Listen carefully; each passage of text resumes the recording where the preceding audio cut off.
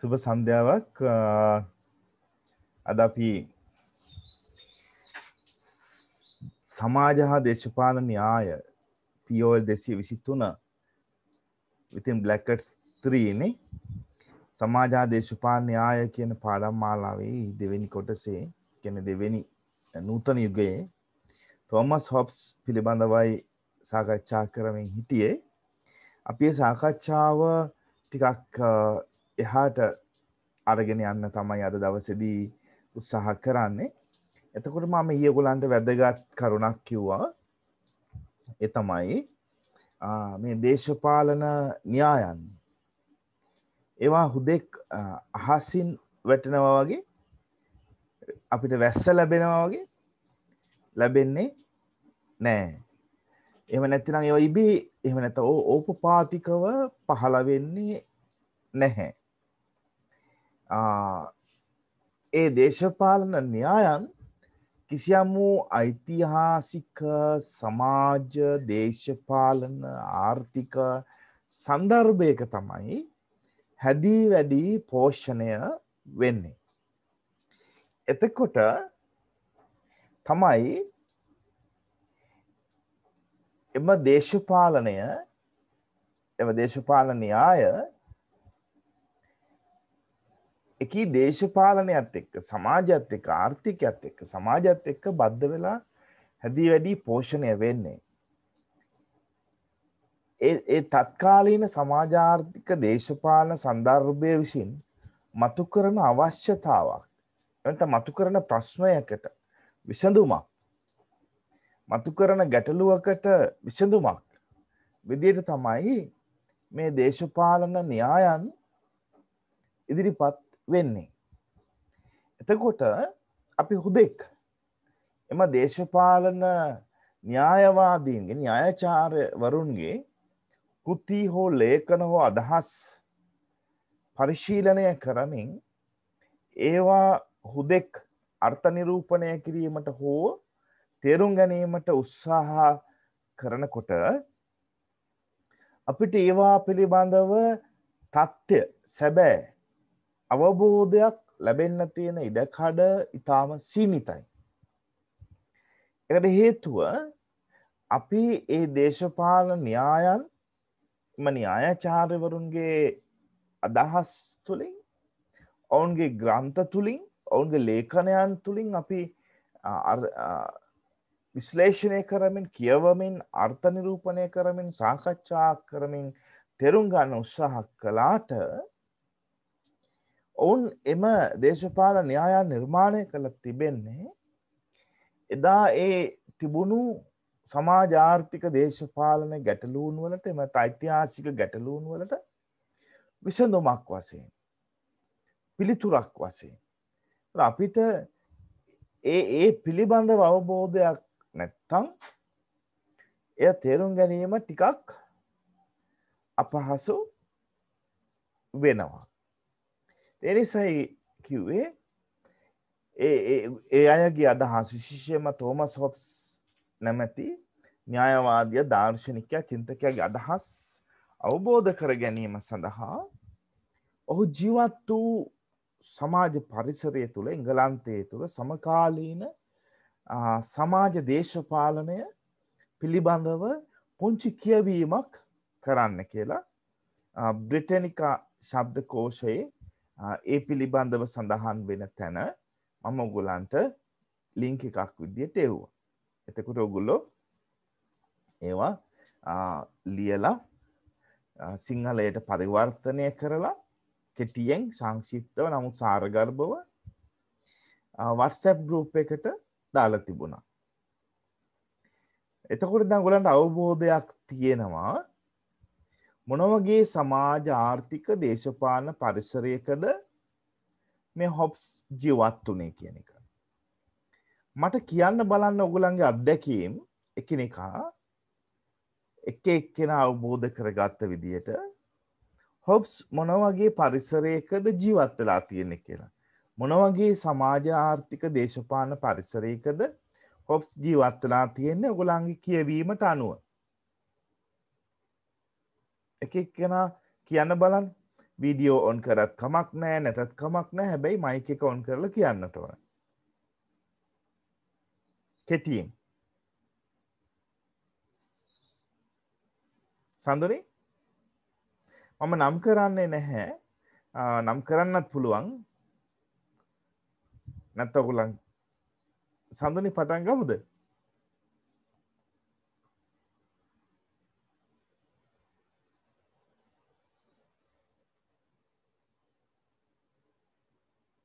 සඳුනි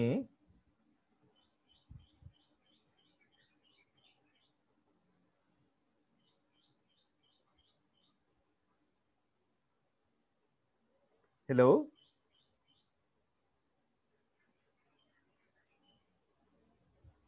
ලක්ෂ්මී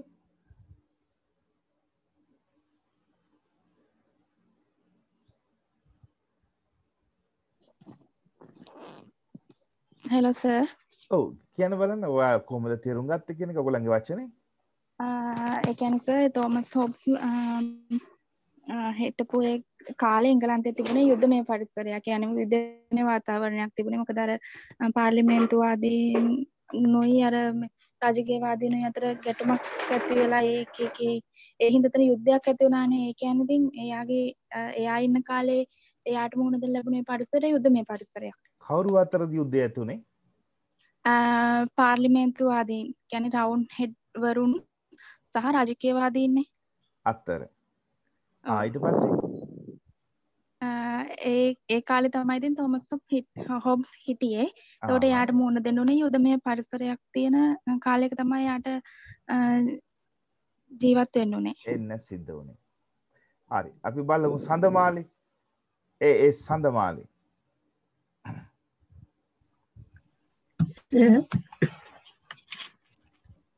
කියන්නේ තෝමස් හොබ්ස් ජීවත් වුණේ එංගලන්තේ.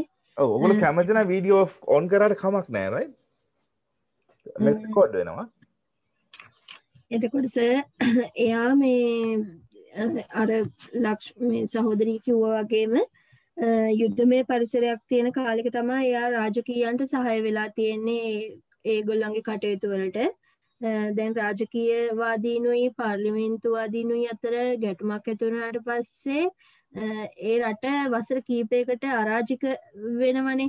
එතකොට එයා කල්පනා කරලා තියෙනවා මේ කොහොමද මේක එක් පාලකයෙකුට මේ නිවැරදි පාලනයක් ගෙනියන්නේ කොහොමද කියන දේ කල්පනා කරලා ලිබියතාන් කියන කෘතිය රචනා කරන්න ඇති කියලා තමයි මට හිතෙන්නේ. හරි. හොඳ වචනයක් දේශපාලන විද්‍යාත්මක වචනයක් සඳමාලි පාවිච්චි කරේ. ඒක අරාජික වෙනවා. අරාජික උනේ ඇයි? පාර්ලිමේන්තුවාදීන් සහ රාජකීයවාදීන් අතර ඇති වෙච්ච සටනේදී නේද සඳමාලි? එහෙම නේද වෙලා තින්නේ? අරාජික වෙනවා කියන අදහස් කරන්නේ මොකද්ද? ඒ කියන්නේ දැන් ප්‍රබලයෝ අතර ගැටුමක් ඇති වෙනකොට රටම ඒ කියන්නේ පරිපාලනයනේ මේ කඩා වැටෙන්නේ. එතකොට අර සාමාන්‍ය ජනතාවටත් විශාල වශයෙන් මේ රටේ පරිපාලනයට මේ ලොකු හානියක් වෙනවනේ. දැන් රටේ ප්‍රධානම තැන උදාහරණයක් විදිහට ගත්තොත් ලංකාවේ ජනාධිපති පාර්ලිමේන්තුවයි අතර ගැටුමක් ඇති වුණොත් මුළු ලංකාවෙම ආර්ථිකේ කඩා වැටලා ඒ වගේ දේවල් සිද්ධ වෙනවා. ඒ වගේ තමයි එංගලන්තෙත් ඒකට වෙන්නේ නැත්තේ. රයිට්. එතකොට අරාජික වෙනවා කියන්නේ පාලනයක් නැති තත්ත්වයක් උදා වෙනවා. ඔබතුමිය කිව්වා වගේ පරිපාලනයත් බිඳ වැටෙනවා, පාලනයත් බිඳ වැටෙනවා, දේශපාලන අවුල් වියවුල් වෙනවා. එවැනි සමාජ ආර්ථික දේශපාලන පරිසරයක විශේෂම දේශපාලන පරිසරයක තමයි තෝමස් හොබ්ස් ජීවත් වෙලා තියෙන්නේ. බලමු රශ්මි.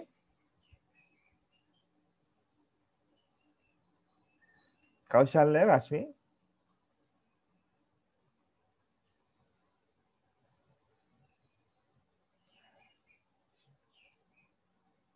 රශ්මි. ඊළඟට එහෙනම් බලමු වාසනා.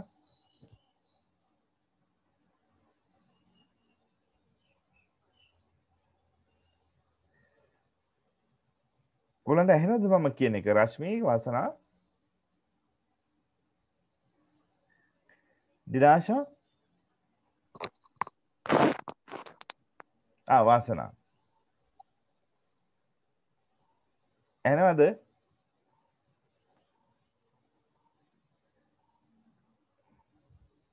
හෙලෝ සර් ඇහෙනවා. හරි. ඔයා මොනවද සොයාගත්තේ කියවලා?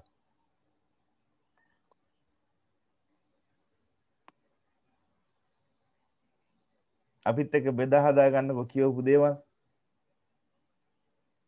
තෝමස් හොබ්ස් ජීවත් වෙලා තියෙන්නේ එයා හිටපු කියන්නේ එංගලන්තේ එයා ජීවත් වෙන කාලේ මේ යුද්ධමය වාතාවරණයක් තමයි තියලා තිබෙන්නේ. මේ තෝමස් හොබ්ස් කියන්නේ රාජකීයයන් සමග මේ ගොඩක් හිතවත්ව කටයුතු කරලා තියෙනවා. හරි. තව එයා පාර්ලිමේන්තු විවාදවලට ඉතින් ඔය සම්බන්ධ වෙලා තියෙනවා ගොඩක්. පාර්ලිමේන්තු විවාදවලට සම්බන්ධ වෙලා තියෙනවද එහෙම නැත්නම් එයාගේ අදහස් මුල් ලේඛන වල පළවෙනි අදහස් පාර්ලිමේන්තුව තුළ සාකච්ඡා වෙලා තියෙනවද? පාර්ලිමේන්තු වාද විවාද යද්දී ඒවා උපුටා දක්වලා තියෙනවද? පාර්ලිමේන්තු වාද විවාද යද්දී ඒවා උපුටා දක්වලා තියෙනවා කියලා තමයි තියෙන්නේ. ඊට පස්සේ අර මේ තව මොනවාද?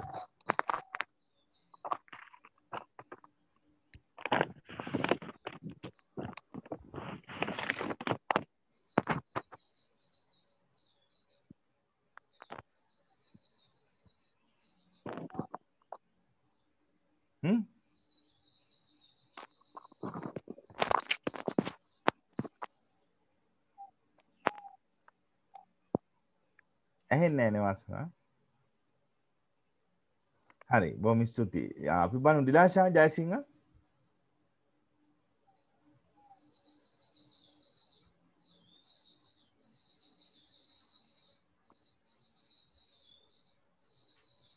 ඔව් දිලාෂා.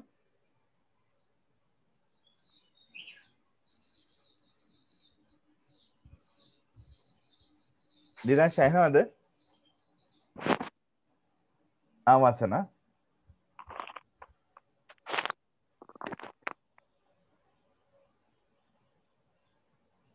Hello. Dilasha Jayasinghe.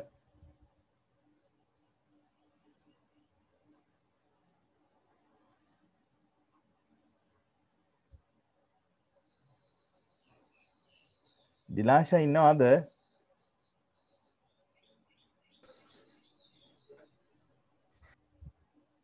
ඔව් දරුවෝ. මොනවද සොයාගත්තේ? මාව ඇහෙනව නේද?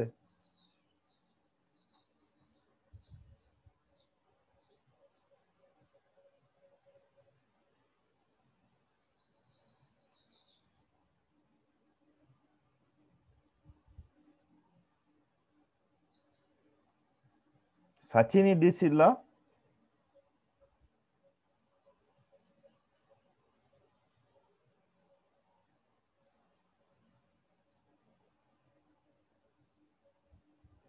Sachini.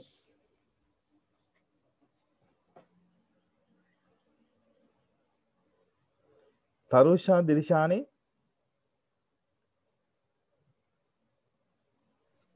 Hello sir. Sir ඇහෙනව නේද? ඔව්. සර් මේ කවුද? තෝමස් හොබ්ස් හිටියේ එංගලන්තේ. එතකොට මේ එංගලන්තේ මේ ඉංග්‍රීසි සිවිල් ගැටුම ඇති වුණේ අර රාජාණ්ඩුවේ කියන්නේ අර රජුගේ ආධාරකරුවන් සහ පාර්ලිමේන්තුවේ ආධාරකරුවන් අතර. එතකොට කොහොම හරි මේ ගැටුමෙන් ජයග්‍රහණය කරන්නේ පාර්ලිමේන්තුවේ ඒ කට්ටිය. එතකොට කොහොම හරි රජතුමාට පලා යන්න සිද්ධ වෙනවා ප්‍රංශයට. ඒ වගේම තෝමස් හොබ්ස් කියන්නේ මේ සහායෙක්. ඔව්.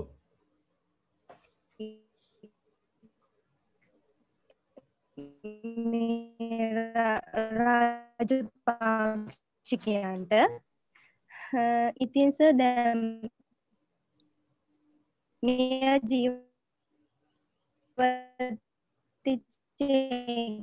කියන්නේ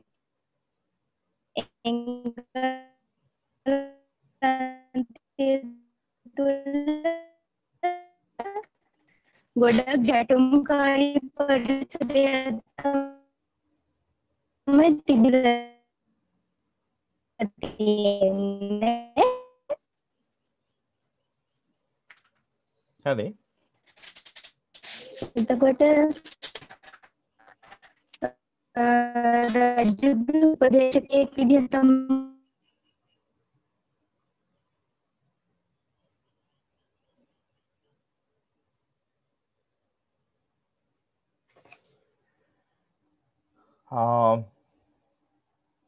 කට්ටුනානේ ඉෂාරා ලක්ෂානේ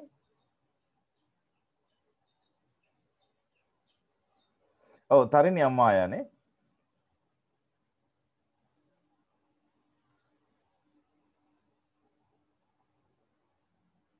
හෙලෝ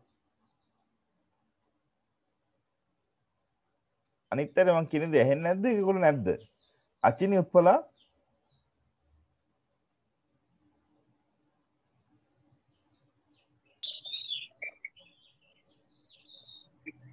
ඇහෙනව නේද මොනවද සාගත්තේ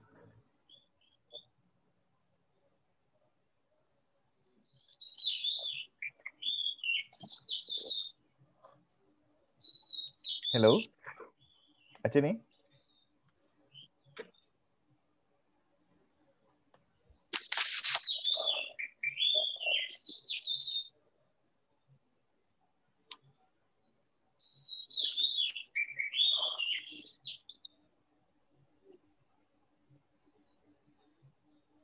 අචිනි හෙලෝ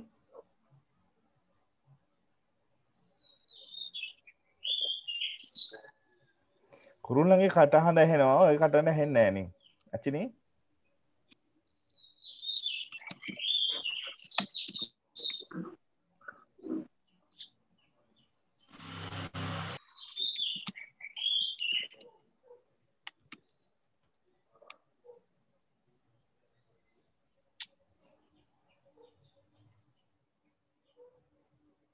මාව ඇහෙන්නේ නැද්ද නෑ ඇහෙන්නේ නෑ දරුවෝ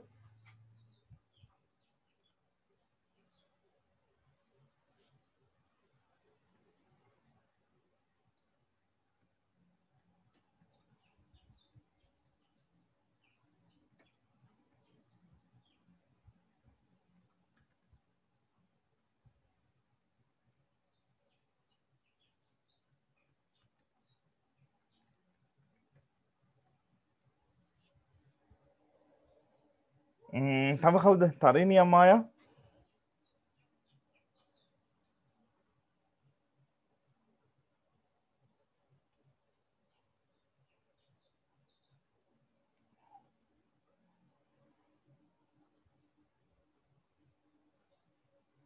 ඔයගොල්ලන්ට මාව ඇහෙනවද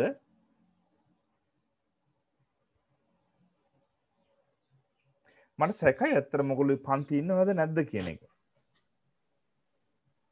හෙලෝ සර් රශ්මි මොනවද සොයාගත්තේ රශ්මි සර් මේ තෝමස් ඔබ් එංගලන්තේ ඉන්න කාලේ තමයි මේ 1642 යුද්ධය ඇති වුණේ ඒක ඇති වුණේ රවුට් හෙඩ් වරුයි කැවරියන් වරු කියන්නේ පාර්ලිමේන්තුවාදීනුයි රාජකීයවාදීනුයි අතර තමයි මේ ගැටුම ඇති වුණේ ඒකෙන් දිනුවේ පාර්ලිමේන්තුවාදීන් මේ තෝමස් ඔබ්ගේ විසින් ඉදිරිපත් කරපු ඒ අදහස් පාර්ලිමේන්තුව තුළ පවා සාකච්ඡා වුණා එදි මේ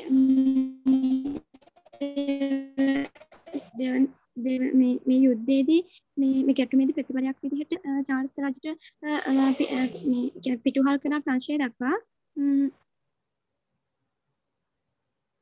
ඊට පස්සේ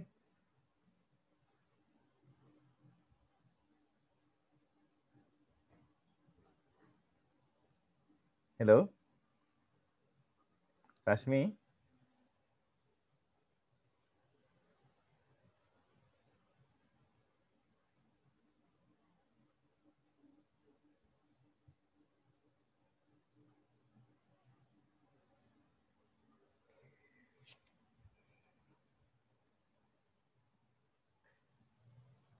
ඔව් තරුෂා දිරිෂානි හෙලෝ සර් ඔය කතා කරන්නේ නැහැ නේද කරාද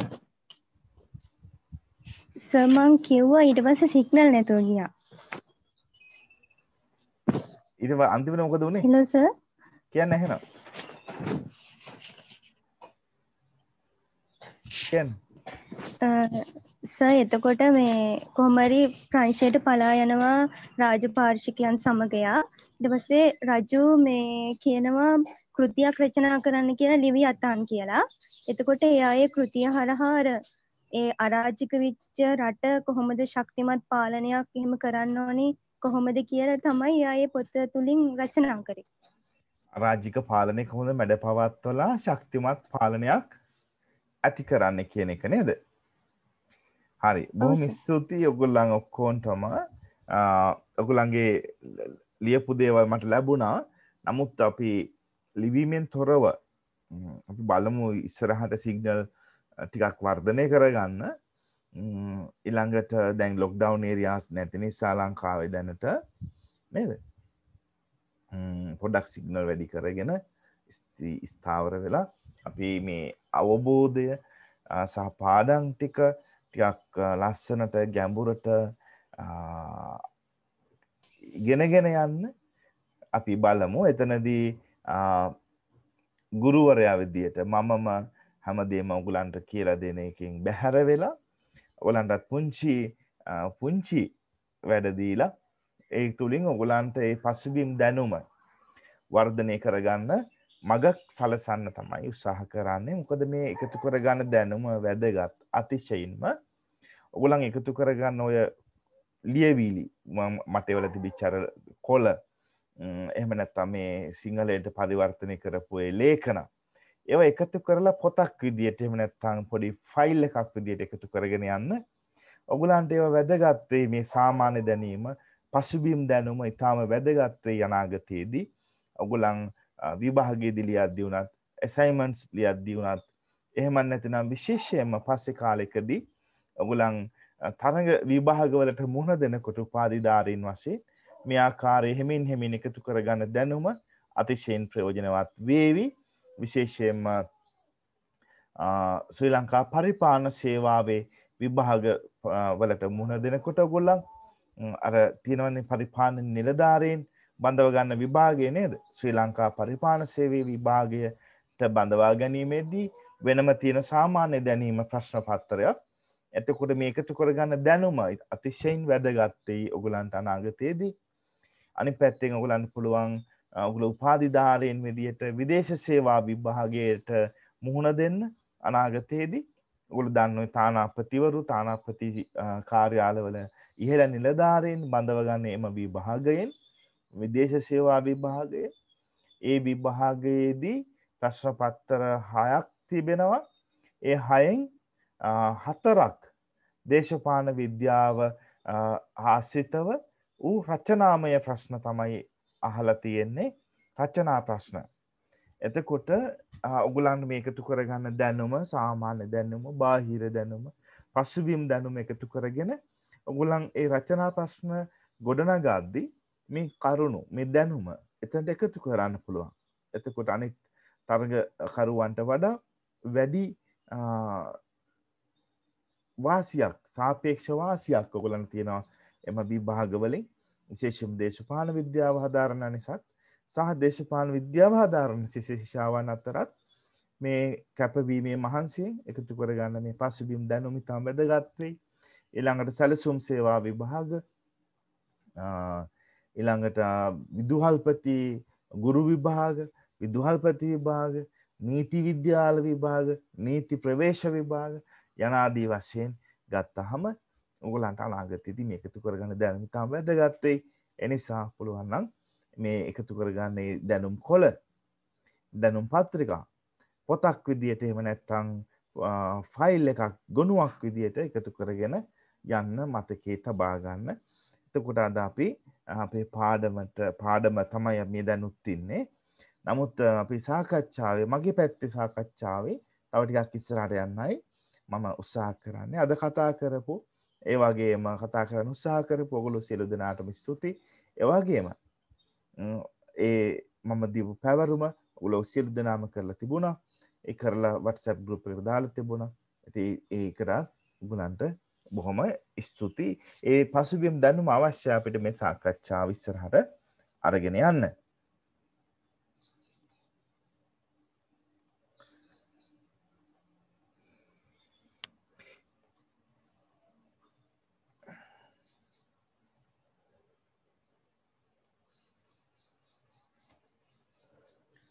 එතකොට අපි කතා කරමින් හිටියේ මේ 1642 දී එංගලන්තේ මොකක්ද උනේ කියන එක. ඒක තමයි ඔයගොල්ලෝ කතා කරේ නේද? පාර්ලිමේන්තුවාදීන් සහ රාජාණ්ඩුවාදීන් අතර ගැටුමක් ඇති වෙනවා. එහිදී තෝමස් හොබ්ස් රාජාණ්ඩුවාදීන්ට පක්ෂවයි ඔහු සිටින්නේ. නමුත් ඒ ඇති වෙන අරාජික තත්ත්වය නිසා, පාලනයකින් තොර වූ දේශපාලන තත්ත්වය නිසා රජ්ජුරුවන්ට සිදු වෙනවා, විශේෂයෙන් පළවෙනි චාල්ස් රජතුමාට සිදු වෙනවා ප්‍රංශයට පලා යන්න. ප්‍රංශයට පලා යාමේදී ඔහුත් ඔහුගේ රාජකීය රජ පවුලත් ප්‍රංශයට පලා යනවා. රජුට හිතවත්කම් දක්වපු අයත් යුරෝපයට සහ ප්‍රංශයට පලා යනවා. තෝමස් හොබ්ස් රජුට සහාය දක්වපු විද්වතෙක් විදියට ඔහුට සිදු වෙනවා රටින් පලා යන්න. ඔහු පලා යනවා ප්‍රංශයට. ප්‍රංශයේ තෝමස් හොබ්ස් වසර 10ක් දශකයට ආසන්න කාලයක් ජීවත් වෙනවා. එතකොට ඒ අතරතුර ප්‍රංශයට පලා ගොස් තිබෙන රජු සහ රාජකීයන් අතර තාම ළඟ ඒ තිබුණු සම්බන්ධතාව තව තවත් වැඩි කරගන්න, ශක්තිමත් කරගන්න, බැඳීමක් බවට පත් කරගන්න හේතු වෙනවා ඒ රජු සහ රාජකීයනොත් තෝමස් හොබ්ස් ප්‍රංශයේ ගත කරපු ඒ අරාජික එහෙම නැත්නම් පිටුවහල් ජීවිතය. එතකොට ඒ කාලේ අවසානයේදී තමයි තෝමස් හොබ්ස් දේශපාලන කෘතිය, සිය දාර්ශනික කෘතිය ලියන්න පටන් ගන්නෙ. එනතන නිම කරන්නේ. එතකොට ඒට ඔහු නම් තබනවා ලෙවියාතන් කියලා. ලෙවියාතන් කියන එක අදහස් කරන්නේ මහා විශාල මුහුදු රාක්ෂසයෙක් කියන අදහසයි. ඒ තුලින් කරනවා විශාල බලයක් රජෙක් නිර්මාණය කරගන්න ඕනේ කියලා. ඔව් දරුවෝ කවුද මේ? ඔව් අහන්න. එතකොට පළවෙනි චාල්ස් රජු මරණයටපත් වෙන්නේ නැද්ද මේ රටනේ ඉංග්‍රීසි සිවිල් යුද්ධයේදී? අපි කියවපු කරුණේදී තිබුණේ පළවෙනි චාල්ස් රජු පලා යනවා, ඔහු මිය යනවා කියන කරුණ. මට ඒක හම්බ වුණේ නැහැ. ඊට පස්සේ හැබැයි නැවත එංගලන්තයේ බලය පිහිටවන්නේ ඔහු නෙමෙයි. ඔහුගේ පුතා මේ දෙවෙනි චාල්ස් තමයි නැවත එංගලන්තයට ඇවිල්ලා පාලන බලය පිහිටවන්නේ. එතකොට යුද්ධය ඉවර වෙලා රාජාණ්ඩුවාදීන් ජයග්‍රහණය කරනවා. ඒ රාජාණ්ඩුවාදීන් ජයග්‍රහණය කරලා බලය පිහිටවන්නේ දෙවෙනි චාල්ස් රජුරුව. හොඳයි මතු කරපු කරුණ. මම කියවපු බ්‍රිටනිකා එන්සයික්ලෝපීඩියා එකේ මට ඒක මුණ ගැහුනේ නැහැ. ඔබතුමියට කොහේ හරි මුණ ගැහිලා තියෙනවද එහෙම? ඔව් සර් මේ ওই විකිපීඩියා වල තිබ්බ එහෙම. රයිට්. පළවෙනි යුද්ධෙදී ඔහු මිය යනවා කියන එක නේද? ඔව්. ඊට පස්සේ දෙවන චාල්ස් රජුව තමයි පිටුහල් කරනවා කියලා. රයිට්. දෙවෙනි චාල්ස් රජුරෝ සහ ඒ පවුලේ තමයි පිටුවහල් කරන්නේ නේද? මම කියවි බ්‍රිටනිකා එක, ඒකේ මම ඒක දැක්කේ නැහැ. හොඳයි මතු කරපු කරුණ. බොහොම ස්තුතියි. එතකොට දැන් අපිට අවශ්‍ය කාරණාව තමයි මේ සියලු කරුණ අවශ්‍යයි. නමුත් අපි අපේ කාරණය මේ තර්කය තමයි මෙතන හොබ්ස්ට ඕනේ මෙන්න මේ රජුරෝ ශක්තිමත් එහෙම නැත්නම් කීර්තිමත් රජ කෙනෙක්, බල සම්පන්න රජ කෙනෙක් බවට පත් කරන්න. ඒ නිසා තමයි ඔහු එයා රාක්ෂසයෙක් නැත්නම් මුහුදු රාක්ෂසයෙක් බවට පත් වගේ කෙනෙක් බවට පත් කරන්න උත්සාහ කරන්නේ. මගෙත් මතකයේ තිබෙනවා රජුරෝ මිය ගියා වගේ. මම ඒක හරියටම හොයලා කියන්නම් ඔයගලන්ට. right? එතකොට මම පොතත් එව්වා මේ තෝමස් හොබ්ස්ගේ පොතත් ඔයගලන්ට එව්වා. හැබැයි ඒකේ තියෙන තාම පරණ ඉංග්‍රීසි තියෙන්නේ. සමහර හොඳටම ඉංග්‍රීසි දන්න අයට ටිකක් ඒක අමාරුයි. නමුත් අපි අර සන්දර්භය දන්න නිසා, කතාව දන්න නිසා තෝමස් හොබ්ස් කියන සමහර කරුණු අපිට තේරුම් ගන්න අපහසුතාවයක් සමහර නිම ගොඩක් තැන් අපිට තේරුම් ගන්න බැරි කමක් නැහැ. දේශපාලන විද්‍යාව හදාරන ශිෂ්‍යයන්ට විද්‍යාර්ථීන්ට තේරුම් ගන්න පුළුවන්. right? එතකොට මම කිව්වා ඔහුගේ කෘතියේ කොටස් 4කින් සමන්විතයිනේ. පළවෙනි කොටසේ ඔහු කියන්නේ අදහස් දක්වන්නේ මිනිසා පිළිබඳව. දෙවෙනි කොටසෙන් ඔහු අදහස් දක්වනවා කොමන්වෙල්ත් එක ගැන, එහෙම නැත්නම් රාජ්‍යය ගැන. තුන්වෙනි කොටසෙන් ඔහු අදහස් දක්වනවා ක්‍රිස්තියානි කොමන්වෙල්ත් එක ගැන. හතරවෙනි කොටසෙන් ඔහු අදහස් දක්වන්නේ ඒ රාජ්‍යය, එහෙම නැත්නම් කොමන්වෙල්ත් එක, එහෙම නැත්නම් රාජධානියේ පිරිහීමට බලපාන කරුණු පිළිබඳව. The darkness of the kingdom. එතකොට පළවෙනි කෘතියේ ඔහු පටන් ගන්නේ පළවෙනි කොටසේ ඔහුගේ කෘතියේ පළවෙනි කොටස ඔහු පටන් ගන්න මෙන්න මේ විදියට. ඔහු කියනවා an image of man as matter in motion. මිනිසා යනු චලනය වෙන වස්තුවක්, පණ තියෙන වස්තුවක්, සජීවී වස්තුවක් කියන කරුණ. ඒ වගේම ඔහු පාවිච්චි කරලා තියෙන්නේ ඒ කෘතියේදී materialistic way of understanding. අපි සාකච්ඡා කළා. අපි යම් යම් දේවල් තේරුම් ගැනීමේදී භාවිත කරන ක්‍රම දෙකක් තිබෙනවා. එකක් තමයි භෞතිකවාදී ප්‍රවේශය, අනිත් එක ආධ්‍යාත්මිකවාදී ප්‍රවේශය, intellectual approach. භෞතිකවාදී ප්‍රවේශය තමයි ඔහු පාවිච්චි කරලා තියෙන්නේ අපේ පංචේන්ද්‍රයන් පාවිච්චි කරලා යම් යම් දේවල් ග්‍රහණය කර ගැනීම කියන කරුණ. එහිදී ඔහු යම් යම් කරුණු වලට නිශ්චිත අර්ථකථන ලබා දෙනවා. උදාහරණයක් එයා ඒ කෘතියේ කියනවා, තෝමස් හොබ්ස් කියනවා පිළිඹුවක් කියන්නේ මොකක්ද? What is image or imagination? Sense එකක්, සංවේදීතාවක් කියන්නේ මොකක්ද? ඒ වගේ ඒවට ඔහු නිශ්චිත සහ සාරගර්භ පිළිතුරු ලබා දෙනවා සිය කෘතිය තුලදී. ඊළඟට ඔහු කියන මෙන්න මේ කතාව වැදගත්, අපි එතනින් නැවැත්තුවේ. Hobbes status a summum malum or greatest evil. This is the fear of violent death. මේ summum malum කියන වචනය ලතින් භාෂාවේ වචන. ඒවා ඉංග්‍රීසි නෙමෙයි. ඔහු ඒ වචනේ යොදා ගන්නවා. ඒ සංකල්පය මෙතන ආදේශ කර ගන්නවා. ඔහු කියනවා summum malum කියන එක මිනිස්සු තුල ඇති වෙනවා කියනවා. greatest evil බොහොම භයංකර තත්වයක්. අපි කියන්නේ මහා භයානක කාලයක් කියලා. නේද? මහා දුරු යුගයක්. summum malum කියන එකෙන් අදහස් කරන්නේ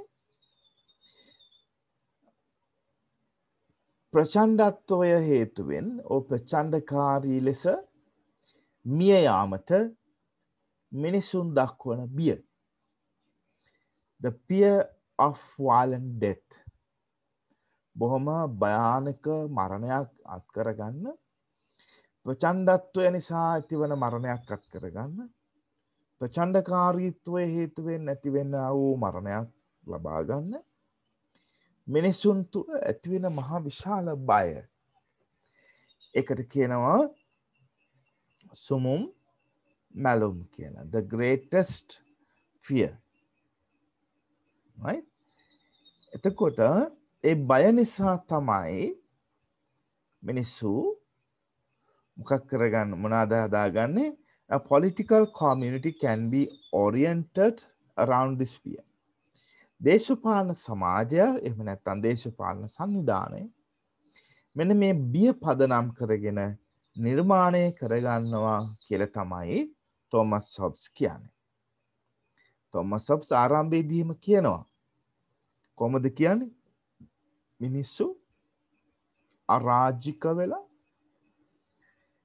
එකිනෙකාට එකිනෙකා විශ්වාස නැතුව එකිනෙකාට එකිනෙකා පරයා යමින් බොහොම භයානක භයංකර කෙටි කාලීන ජීවිතයක් ගත කරනවා. ඒකට අරාජික සමයක් ඔයගොල්ලෝ සඳහන් කරා වගේ. ඒ අරාජික කාලය තුල එකිනෙකා විශ්වාස නැහැ. එකිනෙකාට එකිනෙකා උදව්පදව් කරගන්නේ නැහැ. ඒ වෙනුවට සිය අවශ්‍යතාවන් නිසා සිය සිතැඟියාවන් පරිදි සිය ආශාවන් පරිදි එකිනෙකාට එකිනෙකා ගහමරා ගන්න, අනකොටා ගන්න, ප්‍රචණ්ඩත්වය වපුරන මහා ප්‍රචණ්ඩකාරී මහා භයංකර සමාජයක් නිර්මාණය වෙන බව, නිර්මාණය වූ බව තමයි තෝමස් හොබ්ස්ගේ අදහස. ඒ නිසා මිනිසු තුළ ඇතිවන්නා වූ, ජනිත වන්නා වූ මහා භයංකර තත්වය තමයි සුමුම් මැලුම් කියන එකෙන් අදහස් කරන්නේ. සුමුම් මැලුම් කියන වචනයෙන් අදහස් කරන්නේ. ඒ බය නිසා තමයි මිනිස්සු දේශපාලන සංවිධානයක් වශයෙන් නැත්නම් රාජ්‍යයක් ලෙස නිර්මාණය වෙන්නේම නැත්නම් සංවිධානය වෙන්නේ.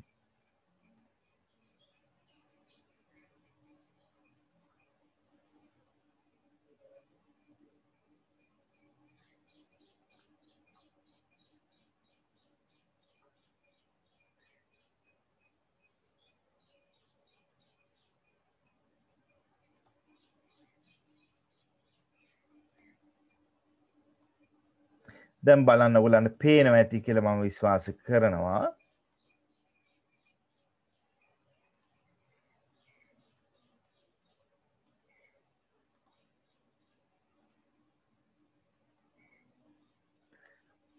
right දැන් තෝමස් හොබ්ස්ගේ වචන මේ තියෙන්නේ. එයා කියනවා බලන්න එයා කියන විදිය නේද? of the first and second natural laws and of contracts. පළවෙනි සහ දෙවෙනි ස්වාභාවික නීතිය පිළිබඳව ඔහු දක්වන අදහස්. The right of nature, ස්වභාව ධර්මයට තිබෙන අයිතිවාසිකම, which writers commonly call jus naturale, A Latin වචන. jus naturale තමයි නෛතික භාෂාවෙන්, ලතින් භාෂාවෙන් එය හඳුන්වන්නේ. the right of nature කියන එක තාක්ෂණිකව හඳුන්වපු වචනය. එහෙම නැති ලතින් භාෂාවේ වචන. jus naturale is the liberty, එක තමයි නිදහස. each man has to use his own power. Each man has to use his own powers. ඕනෑම මනුස්සයෙකුට එයාගේ බලය පාවිච්චි කරන්න පුළුවන් as he will, ඔහු අදහස් කරන විදියට. as he will himself for the preservation of his own nature. preservation අත්කර ගන්නවා ඔහුගේ ස්වභාවය. එහෙම නැත්නම් ඔහුට අවශ්‍ය දේවල්, ඔහුගේ ස්වභාවය අත්කර ගැනීම සඳහා ඔහු කැමැති පරිදි, ඒ කියන්නේ එයාගේ සිතැඟියාව පරිදි මිනිසාට පුළුවන් මිනිසා සතු බලය පාවිච්චි කරන්න. That is to say of his own life, and consequently of doing anything which in his own judgment and reason. ඒ මනුෂ්‍යයාගේ තනි තීරණය, එහෙම නැත්නම් එයාගේ තනි හේතුව මත, උදාහරණයක් මට කියන්න පුළුවන්, මම තමයි තීරණය කරේ, මම තීරණය කරා එයාව ඝාතනය කරන්න. එනිසා මම එහෙම කළා. මෙන්න මේ හේතුව නිසා යා මට අසාධාරණයක් කළා තියෙන මේ යම් දෙයක් මගේ ණය මුදලක් කරන් දීලා නැහැ. ඒ නිසා මම යාව ඝාතනය කරා. හේතුවක් වෙනවා. මගේ හේතුවක්. නමුත් ඒක අනිත් අයට බලපාන සාධාරණ අනිත් අයට පිළිගත හැකි හේතුවක් නෙමෙයි. ඒ මම හිතන විදිය අනිත් අයට එහෙම හිතෙන්නේ නැහැ. දැන් මම ජජ්මන්ට් එකක් දෙනවා. ජජ්මන්ට් කියන්නේ උසාවි ජජ්මන්ට් එකක් නෙමෙයි. අධිකරණ තීන්දුවක් නෙමෙයි. මම තීරණය කරනවා. මේ පුද්ගලයා අපිව චිත්‍රපටවල දකින්නේ නේද? එක පුද්ගලයෙක් හිතනවා අනිත් තැනැත්තා ජීවත් වෙන්න හොඳ නැහැ කියලා. එතකොට මොකද කරන්නේ? එක්කෙනෙක් ගිහිලා අනිත් එක්කෙනාව ඝාතනය කරනවා. එතකොට අනිත් අය පිළිගන්නේ නැහැ. සමාජයෙන් පිළිගන්නේ නැහැ ඒක. නමුත් තෝමස් හොබ්ස් කියනවා just naturally right of nature ස්වාභාවික අයිතිවාසිකම් තිබුණු තත්වයක් තුල එහෙම දේවලු සිද්ධ වෙනවා. He shall conceive to be the upset means Toronto. By liberty is understood according to proper signification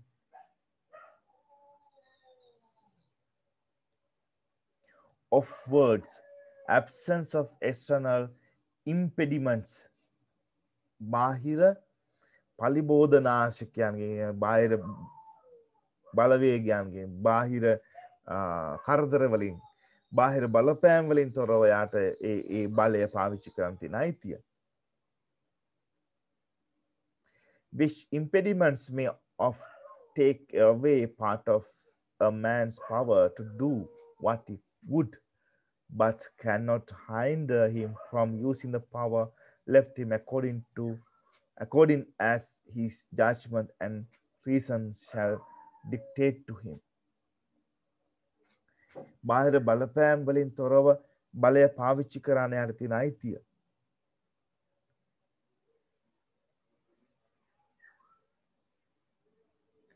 right? ඊළඟට කියන තවත් දේවල් lex naturalis is a precept සංකල්පයක් or general rule found out by reason. මේ ආදී වශයෙන් තෝමස් හොබ්ස් තමන්ගේ කෘතිය තුල මේ අදහස් ඉදිරිපත් කරනවා. එතකොට මේකෙන් කියවෙන්නේ මිනිස්සු එදා කාලේ හිතනවා නම් අපි x කියන පුද්ගලයා හිතනවා y කියන පුද්ගලයා ජීවත් වෙන්න ඕනේ නැහැ කියලා. x ට පුළුවන් y ඕනෑම වෙලාවක ඝාතනය කරන්න. x ට පුළුවන් y ඕනෑම වෙලාවක මිස්යූස් කරන්න, අවභාවිත කරන්න. x ට පුළුවන් y ව ඕනෑම වෙලාවක වැරදි ක්‍රමයක් වැරදි පාරක යවන්න. y ටත් ඒ බලය තියෙනවා. y ටත් පුළුවන් හිතනවා ඕනෑම වෙලාවක x ව මරන්න, ඝාතනය කරන්න. x ව අවභාවිත කරන්න. x ව වැරදි මාර්ගයක යොදවන්න. එතකොට මේ මහා අවුල් ජාලාවක් තමයි නිර්මාණය වෙලා තියෙන්නේ. ඒ තුළ තමයි මහා භයංකර තත්ත්වයක්, භයංකර සමාජයක් නිර්මාණය වෙන්නේ. ඒ නිසා තමයි මිනිස්සු එකතු වෙලා දේශපාලන සමාජය දේශපාලනික වශයෙන් සංවිධානය වෙලා තියෙන්නේ. ඉතින් ඔයගොල්ලෝ මේ කතාව දේශපාලන විද්‍යාව හදාරපු අය උසස් පෙළදී එහෙම නැත්නම් පළමු වසරේදී විශ්වවිද්‍යාලේ මේ කතාව අහලා තියෙනවා. නේද? නමුත් අපි ඔබට පොඩ්ඩක් මේ පන්තියේදී යනවා.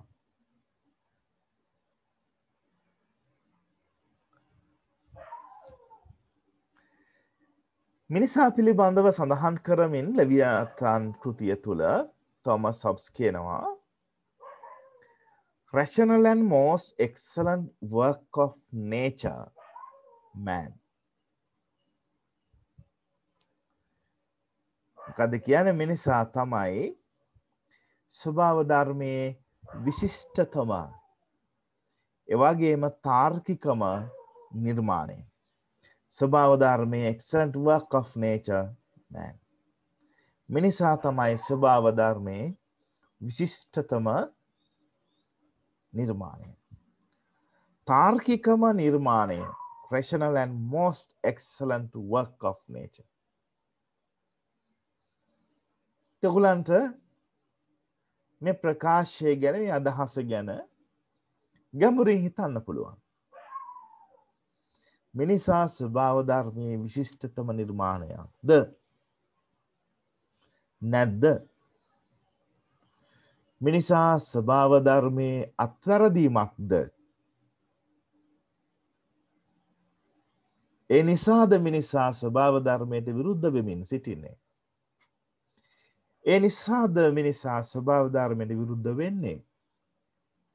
ඒ නිසාද මිනිසා ස්වභාව ධර්මය විනාශ කරමින් ඉන්නේ? ස්වභාව ධර්මයට එරෙහි වෙන්නේ? ඉතින් ඔය දෙපැත්තටම ඔයගලන්ට හිතන්න පුළුවන්, කරුණු පෙළගස්වන්න පුළුවන්. right? ලෙවියථාන් කෘතිය තුල හොබ්ස්ගේ අදහස. For by art is created that great Leviathan called a commonwealth or state, in Latin civitas, which is but an artificial man. මොකද්ද කියන්නේ? For by art is created that great Leviathan called a commonwealth. Commonwealth කියන්නේ මහා විශාල ලෙවියාතන් කෙනෙක්. ඒක නිර්මාණය කරලා තියෙන්නේ. ලෙවියාතන් called a commonwealth. ඔව් තවත් වචනයක් ඒකට දෙනවා. or state. දැන් අපි අහලා තියෙනවනේ සමහර වෙලාවට තෝමස් හොබ්ස් රාජ්‍ය හැඳින්වීම සඳහා රාජ්‍ය යන පදය භාවිත කළේ නැහැ. commonwealth යන වචනය තමයි භාවිත කළේ කියලා. උසස් පෙළ පන්තිවලදී ඔයගොල්ලන්ගේ ගුරුවරුත් එහෙම කියන්නේ නැති. නමුත් මේ මෙතන තියෙන්නේ තෝමස් හොබ්ස්ගේ වචන. ඔහු ලියපු වචන 1651 දී. එකෙදී ඔහු කියනවා මහා ලෙවියාතන් කෙනෙක් නිර්මාණය වෙනවා. ඒ ලෙවියාතන්ට කියනවා commonwealth කියලා. එහෙම නැතිනම් ඒකට state කියන පදයක් පාවිච්චි කරනවා. ඒතර ඔහු state කියන වචනය හඳුනගෙන තිබුණා ඒ කාලේ. ඔහු ඒ වචනය පාවිච්චි කරා මෙතනදී. නමුත් ඔහු බහුල වශයෙන් ඔහුගේ කෘතිය පුරාම රාජ්‍ය හැඳින්වීම සඳහා භාවිත කරේ commonwealth කියන නම. commonwealth. ඒ කියලා හිතන්න ඕනේ අපි. ඒ වගේම ඔහු කියනවා in Latin එකට කියනවා civitas රාජ්‍ය. මෙන්න මේක තමයි වැදගත්ම දේ. which is but an artificial man. රාජ්‍යය කෘත්‍රිම මිනිසෙකි. an artificial man. කෘත්‍රිම මිනිසෙක්. කෘත්‍රිම මිනිසෙක් යනුවෙන් අදහස් කරන්නේ රාජ්‍යය යනු මිනිසා විසින් නිර්මාණය කරගත් දෙයක් යන්න. an artificial man. රාජ්‍යය කියලා කියන්නේ මිනිසා විසින් නිර්මාණය කරගත්ත දෙයක්. මිනිසා විසින් නිර්මාණය කරගත්ත දෙයක්. එතකොට මේ දෙක අතර වෙනස මේ දර්ශන තලයේ පෙන්눔 කරනවා. මොකද්ද දෙක? මිනිසා සහ රාජ්‍යය. මිනිසා සහ commonwealth. මිනිසා පිළිබඳව හොබ්ස්ගේ අදහස තමයි මිනිසා යනු ස්වභාව ධර්මයේ විශිෂ්ටතම හා තාර්කිකම නිර්මාණය. එනම් මිනිසා කියන්නේ ස්වාභාවික නිර්මාණයක්. මිනිසා යනු ස්වාභාවික නිර්මාණයක්. රාජ්‍යය an artificial man. රාජ්‍ය යනු කෘත්‍රිම නිර්මාණයක්. එය මිනිසා විසින් නිර්මාණය කරගත්ත දෙයක්. මිනිසා විසින් නිර්මාණය කරපු දෙයක්. එතකොට අද අපිට එච්චරටම දැනෙන්නේ නැහැ මේ වචන දෙක මෙහෙම පාවිච්චි කරාට. අපිට මෙහෙම කියන්න පුළුවන්. YouTube එකේ මේ පබ්ලිෂ් කරන්න පුළුවන්. මෙහෙම කියන. මිනිසා යනු ස්වභාව ධර්මයේ විශිෂ්ටතම හා තාර්කිකතම නිර්මාණය. එම කියන්න පුළුවන්. රාජ්‍ය යනු කෘතිම නිර්මාණයකි. එම කියලා අපිට ඇඩ් එකක් දාන්න පුළුවන්. හැබැයි අපි මතක් කරන්නට ඕන තෝමස් හොබ්ස් මේ අදහස් ලියලා පළ කරන්නේ දේවවරම්වාදී අදහස්, දේවවරම්වාදී න්‍යාය, දේවධර්මවාදය කතෝලික ආගම මගින් ස්ථාවර කරපු දේවධර්මය යුරෝපය පුරා ඉතාම පැතිරුණු පිළිගත්ත ජන මනස ජන විඥාණය තුළට ඉතා තදින් කාවැදුණු පරිසරයක. ශුද්ධ වූ බයිබලේ ආරම්භක වාක්‍ය ආරම්භයේදී දෙවියන් වහන්සේ අහසත් පොළොවත් මවා වදාළසේක. මැවුසේක. අහසත් පොළොවත් ලෝකයත් මැවුවේ දෙවියන් වහන්සේ නම්. මිනිසාද දෙවියන් වහන්සේගේ නිර්මාණයකි. ශුද්ධ වූ බයිබලේ අනෙකුත් වගන්තිවල පරණ තෙස්තමේන්තුවේ මේ පිළිබඳව සඳහන් වෙනවා. ආදම් සහ ඒවා දෙවියන් වහන්සේගේ නිර්මාණය. පළමු මිනිසා සහ ගැහැණිය මේ මිහිතලය තුල. ඔවුන් නිර්මාණය කළේ දෙවියන් විසින්. හැබැයි හොබ්ස් මෙතන කියනවා මිනිසා යනු ස්වභාව ධර්මයේ නිර්මාණයක්. තාර්කික සහ විශිෂ්ටතම නිර්මාණයක්. නම ශුද්ධ වූ බයිබලයේ කියන්නේ දෙවියන් වහන්සේ විසින් තමයි මුල්ම ගැහැණිය සහ මිනිසා සහ ගැහැණිය නිර්මාණය කරලා තියෙන්නේ. නමුත් හොබ්ස් ඒට විරුද්ධ වෙනවා. ඔව් කියනවා ස්වභාව ධර්මයේ තමයි මිනිසා නිර්මාණය කළේ. මා විශාල විප්ලවී අදහසක් ඔහු ඉදිරිපත් කරන්නේ. මහා පෙරලිකාරී අදහසක් තෝමස් හොබ්ස් ඉදිරිපත් කරන්නේ 1651 වෙනි ඈත කාලෙක. අනිත් පැත්තෙන් දේවරම්වාදී න්‍යාය ස්ථාපිත වෙච්ච යුගයක රජ්ජුරුවන්ට බලය දෙවියන් විසින් ලැබෙනවාය යනුවෙන් විශ්වාස කරපු යුගයක රාජ්‍යය නැත්නම් රජු දෙවියන් වහන්සේගේ කැමැත්ත පරිදි රාජ්‍ය පාලනය කළ යුතුය යන අදහස ඉතා තදින් පිළිගත් යුගයක තෝමස් හොබ්ස් කියනවා it is an artificial man. රාජ්‍ය කොමන්වෙල්ත් එක ලෙවියාතන සිවිතාස් ස්ටේට් කියලා කියන්නේ කෘතිමව නිර්මාණය කරපු දෙයක් එනම් මිනිසා විසින් නිර්මාණය කරපු දෙයක්. විශාල අදහස් පෙරලිකාරී අදහස්.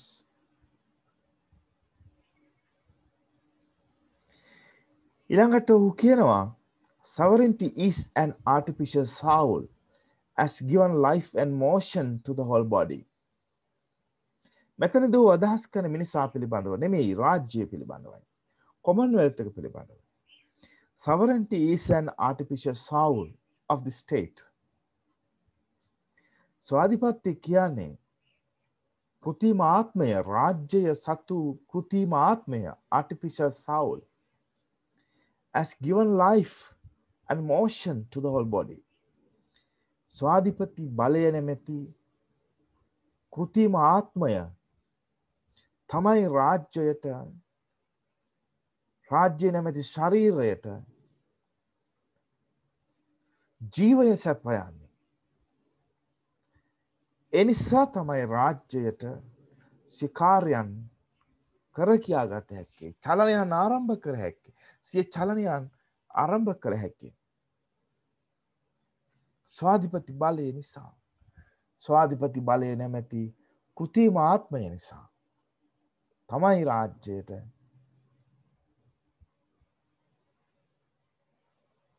ජීවය ලැබිලා තියෙන්නේ. ඒ නිසා තමයි රාජ්‍යයට සක්‍රිය විය හැක්කේ, ක්‍රියාකාරී විය හැක්කේ ස්වාධිපති බලය නිසා. ස්වාධිපති බලය නැතිනම් රාජ්‍යයට ක්‍රියාකාරී විය නොහැකි. තොමස් හොබ්ස් ලෙවියාතාන් කෘතිය තුල මිනිසා පිළිබඳව දක්වපු අදහස් අපි කලින් කතා කරා. මෙතනදී අපි කතා කළේ රාජ්‍යය පිළිබඳව තොමස් හොබ්ස් පෙන්වා දෙන අදහස් ඔහුගේම වචන වලින්, ඔහුගේම අත්දැකීම් වලින්, ඔහුගේම අදහස් වලින්. මේ කරුණේදී ඔයගොල්ලන්ට මොන හරි ගැටලුවක් තියෙනවා නම් පැහැදිලි කරගන්න තැනක් තියෙනවා නම් ඔබට අහන්න පුළුවන්.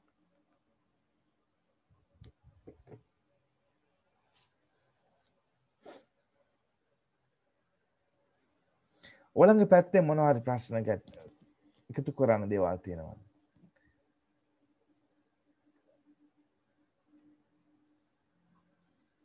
තරුෂා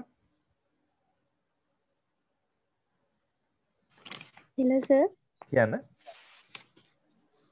sir තේරුණා කියපේ පැහැදිලි. අනිත් අය කොහොමද?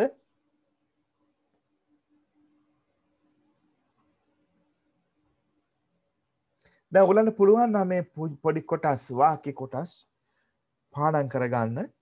ඒක අතිශය වැදගත්. ඔයගලන් විවාදයකට යනවා නම්, ඔයගලන් විභාගයකට යනවා නම්, ඔයගලන් රචනාවක් ලියනවා නම්, අදහසක් දක්වනවා නම් කොයි හරි දවසක තැනක මේ වාක්‍ය කොටස් පාවිච්චි කරන්න පුළුවන්. මේවා ඇත්තටම තොමස් හොබ්ස්ගේ අකුරු වලින් ලියවිච්ච ඔහුගේම මුල් අදහස්. ඔහු පිළිබඳව වූ දෙවන තුන්වන පාර්ශ්වයන්ගේ අදහස් නෙමෙයි. මේ ඔය පොතේ මේ අදහස් තියෙනවා. වෙලාවක් ලැබුණු වෙලාවක ඩික්ෂනරි එකක් ළඟ තියාගෙන පොඩ්ඩක් හිමින් හොයලා බලන්න.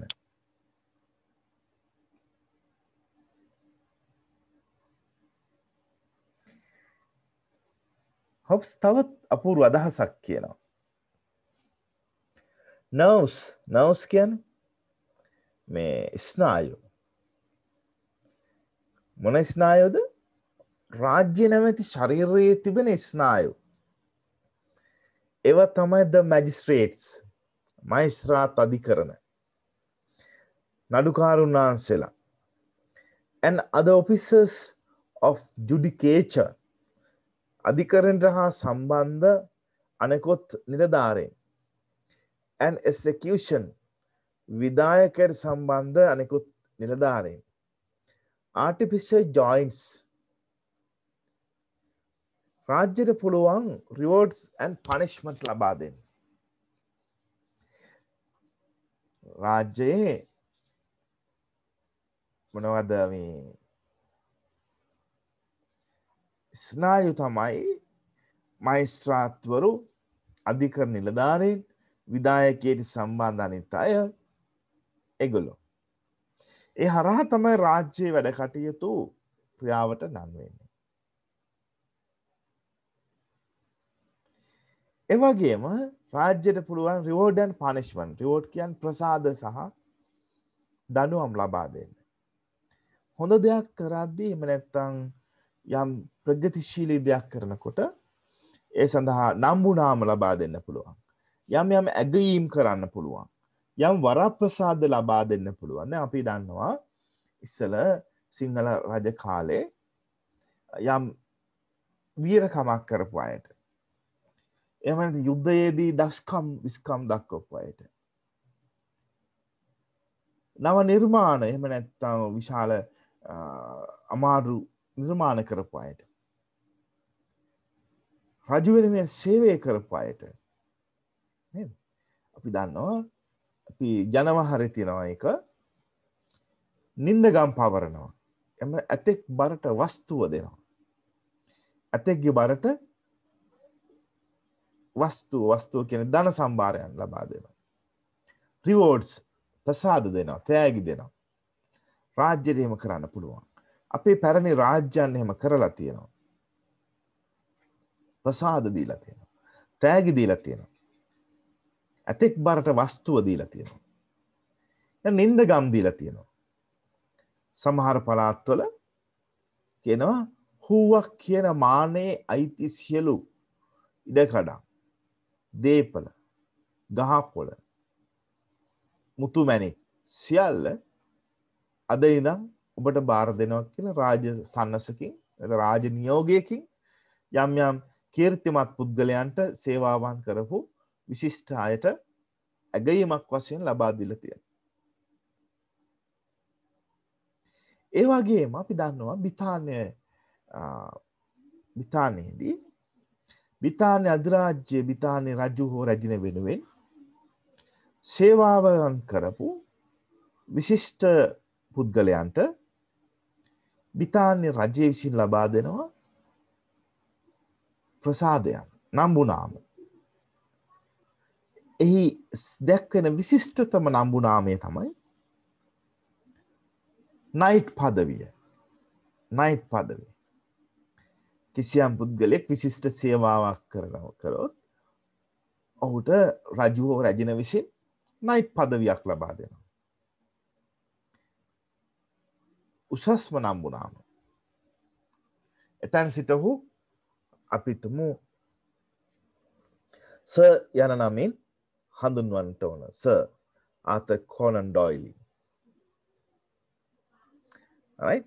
ඒ වගේ සර් කියන වචනය පාවිච්චි කරන්න ඕන සිංහල භාෂාවේ ශ්‍රීමත් කියන. සර් නයිට් පදවිය ලැබුණා. සර් රැජින හෝ රජු විසින් තමයි ලබා දෙන්නේ. ඒ වගේම වෙනත් රාජ්‍යයන් සමාජවාදී රාජ්‍යයන් ගැන කල්පනා කරොත් ඒගොල්ලොත් එහෙම ප්‍රසාද දෙනවා. සෝවියට් දේශය පවතිද්දී විශාල පදක්කම් ප්‍රමාණයක් ඒ කීර්තිමත් පුද්ගලයන්ට ලබා දීම සඳහා එහි තිබුණා.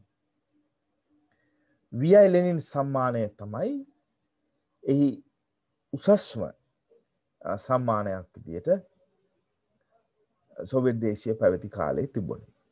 ඒ වගේම රාජ්‍යයට පුළුවන් පනිෂ්මන්ට් දෙන්න, දඬුවම් දෙන්න. අපි අපේ ලංකාවේ දිහා බැලුවොත් රජ කාලෙට ගියොත් අපි දන්නවා අපි අහලා තියෙනවා නේද? උල හිඳුවා මරනවා කියන. උල තියෙනවා. දැන් සිරි පැරකුම් නාට්‍යයේ මේ උල තැබීම පිළිබඳව කතා වෙනවා. සිරි පැරකුම් චිත්‍රපටයේ උල තියෙනවා. දඬුවමක් වශයෙන්. ඒ වගේම අපි අහලා තියෙනවා ශ්‍රී වික්‍රම රාජසිංහ රාජ කාලේ ඇහැලේපොළ මහ දිසාව අල්ලා ගැනීමට රාජද්‍රෝහී වීමේ වරදකරුවාට පසු ඔහු අල්ලාගත නොහැකි නිසා රජු ඇතුළු රාජ සභාව තීරණය කරනවා ඇහැලේපොළ දිසාවගේ ඒ දරු පරම්පරාව දරුවන් භාර්යාව එකගෙන ඇවිල්ලා ඝාතනය කරනවා. නේද? විරමද්දුම බණ්ඩාර ගැන අපි අහලා තියෙනවා. අයන්දිය බිය නොවන්න මරණාසකි මම පෙන්නන්නේ. බෝගම්බර වැවේ ගිල්ලලා මරපු වැටි. අර වංගෙඩිය දාලා පුංචි දරුවා ඝාතනය කරපු හැටි. පනිෂ්මන්ට් දෙන්න රාජ්‍යයට පුළුවන්. රජයට දඬුවම් ලබා දෙන්න පුළුවන්. බ්‍රිතාන්‍ය රජයත් එහෙමයි. සෝවියට් දේශ රජයත් එහෙමයි. මහජන චීන සමූහාණ්ඩුවෙත් එහෙමයි. රාජ්‍යයට බලය තියෙනවා. ඒක තමයි හොබ්ස් කියන්නේ. ලිවියා රාජ්‍ය කියලා කියන්නේ කොමන්වෙල්ත් කියලා කියන්නේ සිව්ටාස් කියලා කියන්නේ ස්ටේට් කියලා කියන්නේ ලෙවියාතන් වැනි විශාල බලයක් තියෙන ආයතනයක්. ඒක කෘත්‍රිමව නිර්මාණය කරපු දෙයක්. මිනිසුන් විසින් තමයි නිර්මාණය කරගෙන තියෙන්නේ. හරි රස කතා රස අදහස් මේ ලෙවියාතන් කෘතිය තුළ තොමස් හොබ්ස් ඉදිරිපත් කරනවා. ඔහු බලන්න ඊළඟට කියන අදහස.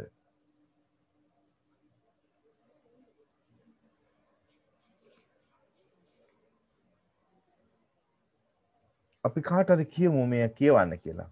දැන් ඔයගොල්ලෝ ටික වෙලාවක් මගේ කතා අහගෙන හිටියානේ. අපි ඉෂාරා ලක්ෂානිට කියමු මේ ස්ලයිඩ් එක කියවන්න කියලා. ඉෂාරා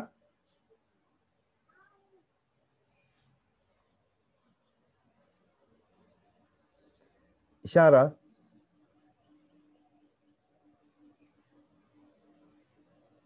ඉෂාරා නැද්ද?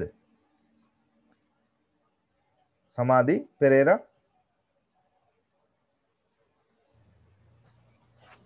Sir, කියවන්න බලන්න. the variability of human Desires. desires need for scarce resources to fulfill those desires. Uh,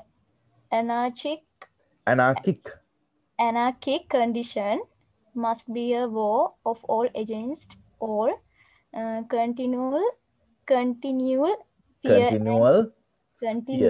fear and danger of violent death, and the life of man, solitary, poor, nasty,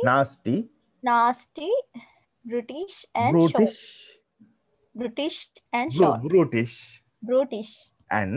and short. බාන දැන් හොබ්ස් මොකද මේ කියන්නේ? හොබ්ස් කියනවා the variability of human desires. human desires කියන්නේ මොනවද? මානව desires කියන්නේ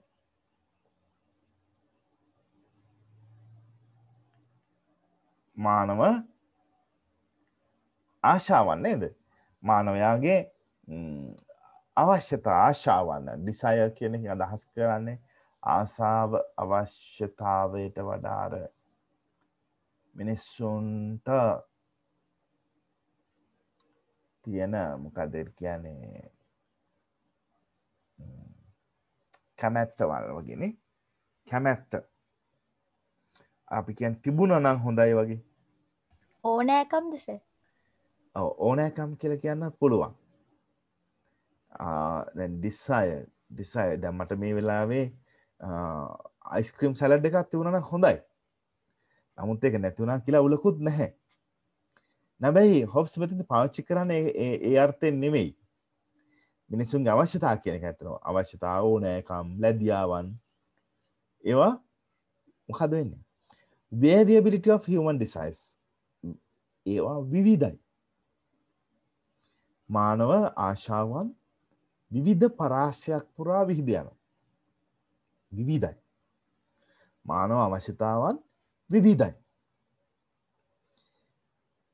ඊළඟට යක් කියනවා need for scarce resources to fulfill those desires. resources මොකද වෙලා තියෙන්නේ? scarce resources. scarce නෙමෙයි scarce resources. resources සම්පත් හිඟයි. සම්පත් සීමිතයි. අවශ්‍යතාවන් අසීමිතයි. විවිධයි. එනිසා මේ අසීමිත අවශ්‍යතාවන්, අසීමිත ආශාවන් සීමිත සම්පත් තුළින් සම්පූර්ණ කර ගැනීම අවශ්‍යයි. සීමිත සම්පත් තුළින් අසීමිත ආශාවන් සම්පූර්ණ කර ගැනීම අවශ්‍යයි. එතකොට මොකද වෙන්නේ? මිනිස්සු සම්පත් හිඟ නිසා, ආශාවන් වැඩි නිසා, අසීමිත නිසා, විවිධ නිසා එකිනෙකා සමග තරඟ වදිනවා. එකිනෙකා සමග අනවරත නොනවතින තරංගයක නිරත වෙනවා. කවුද? මිනිස්සු. එතකොට නිර්මාණය වෙනවා. මොකද්ද නිර්මාණය වෙන්නේ? anarchic condition. අනධිකාරී තත්වයක්. anarchic condition. හොබ්ස් කියන්න කලින් හොබ්ස් කියපු එක මම පැහැදිලි කරන්න කලින් ඔයගොල්ලෝ තමයි ඒක කිව්වේ. අනධිකාරී තත්වයක්. අනධිකාරී කියන්නේ පාලනයක් නැති තත්වයක්. සරලව එහෙම කිව්වට ඒක හරිම භයංකර තත්වයක්. කවුරුත් නැහැ හිතන්නකෝ. දවසකට දෙකකට අපේ පොලිසිය හමුදාව ග්‍රාම සේවා නිලධාරීන් ඇතුළු මේ සියලු දෙනා නිවාඩු ගියොත් එහෙම නැත්නම් ස්ට්‍රයික් කරොත් එහෙම නොවේවා නිවාඩු ගියොත් ඒගොල්ලෝ අකර්මණ්‍ය වුණොත් කුමකින් කුමක් සිද්ධ වෙයිදනේ? සොර සතුරන්ට කදිම දවස් කිහිපයක් උදා වෙයි. පාරේ වාහන අර ට්‍රැෆික් කලර් ලයිට්ස් තියෙන තැන්වල සමහර වෙලාවට කලර් ලයිට්ස් ඔෆ් කරලා පොලිස් නිලධාරී මහත්මයෙක් හෝ මහත්මියක් ඇවිත් වාහන හසුරුවන අපි දැකලා තියෙනවා. හේතුව ඒ කලර් ලයිට්ස් වලට මිනිස්සු අවනත වෙලා ඒ වැඩේ කරගන්න එච්චරටම මනාපයක් නැති හින්දාත් අකාර්යක්ෂම නිසාත් නේද ඒක අර කෘතිමව මෙහෙවනවා වගේ නෙමෙයි මිනිස්සෙක් මෙහෙවන්න ගියාම ඒ නිසා සමහරලාට ඔෆ් කරලා පොලිස් නිලධාරී තුමෙක් කොතුමියක් වාහන හසුරවන අපි දැකලා තියෙනවා. කලර් ලයිට්ස් නැති කලර් ලයිට්ස් වැඩ කරන්නේ නැති තැනක පොලිස් නිලධාරියෙකුත් නැති වුණොත් පාර යන්න බෑ. පාසල් ළමයින්ට පාරකට යන්න බෑ. පාර පනින්න බෑ. ඉස්කෝලේට යන්න බෑ. ගෙදර නිදා ගන්න බෑ. නේද? ඒතකොට ඒ වගේ තත්ත්වයක්. සියලු දෙනාම තමන්ගේ අවශ්‍යතාව ගැන පමණයි හිතන්නේ. තමන්ගේ ආශාව ගැන පමණයි හිතන්නේ. අනිත් කෙනා ගැන හිතන්නේ නැහැ. අනිත් පුද්ගලයා ගැන හිතන්නේ නැහැ. ඔහුට කුමක් වුවත් කමක් නැහැ කියලා තමයි ජීවත් වෙන්නේ. හරි ආත්මාර්ථකාමී සමාජයක්. අනධිකාරීවාදී තත්ත්වයක් නිර්මාණය. අසීමිත ආශාවන් සීමිත සම්පත් තුළින් සපුරා ගැනීමට යාමේදී අනධිකාරී තත්ත්වයක් උද්ගත වෙන බව තෝමස් හොබ්ස්ගේ අදහසයි. ඒ තුළ අර ඔහු කලින් අපි සාකච්ඡා කරපු තත්ත්වය උදා වෙනවා නිර්මාණය වෙනවා. සුමුම් මැලුම් the greatest evil මහා භයංකර තත්ත්වයක් ප්‍රචණ්ඩ මරණයක් ප්‍රචණ්ඩකාරී ලෙස මරණයට පත්වේයයි මහා බියක් මිනිස්සු තුළ ඇති වෙනවා. දැන් බලන්න must be a war a anarchic condition එක අනධිකාරී තත්ත්වය must be a war of all against all සියලු දෙනා තෙරෙහිව සිදු කරන යුද්ධයක් වැනි තත්ත්වයක් නිර්මාණය වෙනවා. යුද්ධයක ඕනෑම යුද්ධයක අපි දකිනවා මූලික වශයෙන් පාර්ශ්ව දෙකක් එනවා. එහෙම නැත්නම් පාර්ශ්ව කිහිපයක් වෙන්න පුළුවන්. 5ක් 10ක් 20ක්. නමුත් අපි දකින්නේ නැහැනේ ඒ සමාජයක රටක ජීවත් වෙන සියලු දෙනාටම විරුද්ධව සටන් කරන තත්ත්වයක්. දැන් හිතන්න අපි තනි පුද්ගලයෙක් අපේ රටේ ජීවත් වෙන අනිත් සියලු දෙනාටම විරුද්ධව යුද්ධ වදින්න ගියොත් ඒක අදහස් කරන්නේ අනිත් සියලු දෙනාම අපිට විරුද්ධව යුද්ධ කරනවා කියන එක. ඒක කාටවත් මේ තත්වයේදී ජීවිතය ආරක්ෂා කරගන්න ලේසි වෙන්නේ නැහැ. පරිස්සම් වෙන්න බෑ. ඒ නිසා තෝමස් හොබ්ස් කියනවා එවැනි තත්වයක් තුල නිර්මාණය වෙනවා continual fear, බය, danger of violent death, ප්‍රචණ්ඩ මරණයක් පිළිබඳ හැඟීමක් එන්න පුළුවන්. එහෙම වෙන්න පුළුවන්. And the life of man, මනුෂ්‍යයාගේ ජීවිතය, මිනිසාගේ ජීවිතය solitary, බොහොම කෙටි කාලින දුප්පත් nasty කාලකන්ණි කූර නේද? එහෙම ජීවිතයක් බවට පත් වෙන්න පුළුවන්. ඊටම නරක එකක්. අදම කූර කෙටි කාලීන දුප්පත් ජීවිතයක් මිනිස්සුන්ට උදා වෙන්න පුළුවන්. ඒ ජීවිතයේත් ඒ බඳු ජීවිතයක් ප්‍රචණ්ඩ මරණයකින් කෙලවර වෙන්න පුළුවන්. ඒ අනතුර තියෙනවා. ඒ ඩේන්ජර් එක තියෙනවා. ඒ බය තියෙනවා. මෙහෙම සමාජයක් නිර්මාණය වෙන්න පුළුවන්. අසීමිත සම්පත්, අසීමිත අවශ්‍යතාවන්, සීමිත සම්පත් තුළින් සපුරා ගන්න යාමේදී ඇතිවන්නා වූ අනධිකාරී තත්ත්වය තුළ සියලු දෙනාට විරුද්ධව ඇති කරගන්නා වූ යුද්ධය හේතු කොටගෙන මානව ජීවිතය ඉතාම කූර, අදම, කෙටි කාලීන, දුප්පත්, කාලකන්ණි එකක් බවට පත් වෙන්න පුළුවන්. භයංකර මරණයක් අත්වීමේ අනතුර නිරන්තරයෙන් ඒ සමාජය තුළ තියෙනවා. මෙන්න මේ නිසා තමයි මිනිස්සු එකට එකතු වෙලා රාජ්‍යය නැමැති සංවිධානය කෘතිමව හදාගන්න පෙළඹිලා තියෙන උත්සාහ කරලා තියෙනවා. right? එතකොට අපි අදට එතනින් නවත්වමු සමුගමු. ඔයගොල්ලන්ට මේ අද අපි සාකච්ඡා කරපු අදහස් වල මොන හරි තියෙනවා නම් අහන්න පුළුවන්. ඒවා නැවත ඔයගොල්ලන්ට මෙනෙහි කරන්න පුළුවන්. ඒවා පිළිබඳ නැවත කියවන්න පුළුවන්. දැන් ඔයගොල්ලෝ ගාව තෝමස් හොබ්ස්ගේ පොත තියෙනවා. ඔයගොල්ලන්ට ඒක යම් කිසි දෙයක් කියවන්න උත්සාහ කරන්න පුළුවන්. right? විවේචනාත්මකව දකින්න පුළුවන්. තාර්කිකව බලන්න පුළුවන්. ඔහු මේ කියන්නේ වෙන සමාජ තත්ත්වයක් ගැන නෙමෙයි. 1942 වගේ කාලෙක අර ඔයගොල්ලෝ කිව්ව, ඔයගොල්ලෝ ඉගෙන ගත්ත, ඔයගොල්ලෝ කියවපු, තනියම කියවපු එංගලන්තයේ සමාජ පරිසරය තුළ පාර්ලිමේන්තුවාදීන් සහ රාජාණ්ඩුවාදීන් අතර ඇති වෙන ඒ දරුණු යුද වාතාවරණය නිසා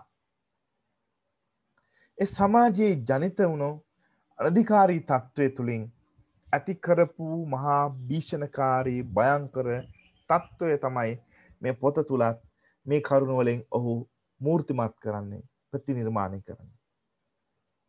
ඔහු කියන එක්තරා අවස්ථාවකදී ඔහුගේ මෑණියන් ඔහුව ජනිත කරද්දී, මෙලොවට බිහි කරද්දී ඔහුත් සමගම බයත් බිහි කරායි කියන එක. ඒ තරමටම ඔහු පෙන්වා දෙනවා ඔහු ජීවත් වුණු සමාජ පරිසරය තුළ බය කියන එක නිරන්තරයෙන් අරක්ගත් දෙයක්. ඒ බය නැති කරන්න ස්ථාවර පාලනයක් අවශ්‍යයි කියන තර්කය, ඒ කරුණ තමයි ඔහු ක්‍රමක්‍රමයෙන් තර්කානුකූලව විද්‍යාත්මකව සිය කෘතිය තුළ ගොඩනගන්නේ. එහෙනම් අදට බොහොම ස්තුතියි ඔයගලන්ට සම්බන්ධ වෙච්ච සියලු දෙනාට.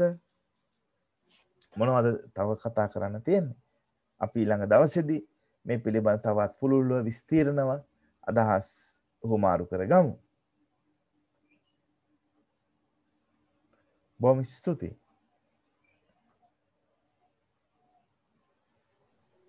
Thank you, sir. ප්‍රශ්න නැද්ද? කිසිම විවේචනාත්මක අදහසක් නැද්ද?